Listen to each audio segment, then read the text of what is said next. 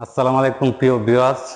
আজকে series slope কিভাবে মিলাইতে হয়, সিরিজ স্লোপ নিয়ে আমি কিছু কথা বলবো আপনাদের সাথে। চলেন দেখা যাক।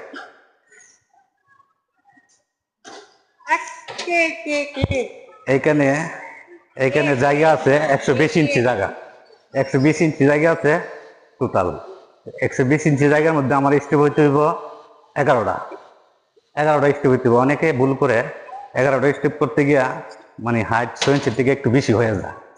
আবার অনেকে 10টা করে, 10টা করতে গিয়া হাইট 6 ইঞ্চির থেকে একটু বেশি হয়ে যায়।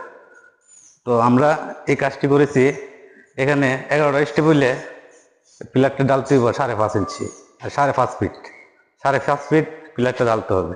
তাহলে আপনার 6 ইঞ্চি করে এভারেজে পড়বে।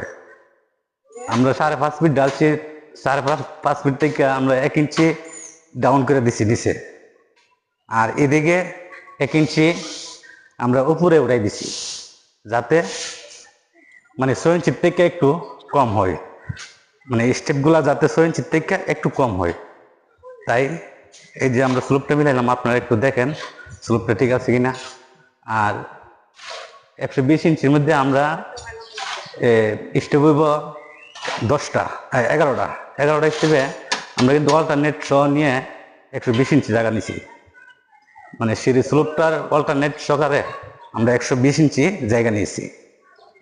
তো প্রিয় ভিউয়ার্স, আমার ভিডিওটা কেমন হয়েছে বা সিঁড়িটা কিরকম হয়েছে আপনারা একটু কমেন্ট বক্সে বলে যাবেন।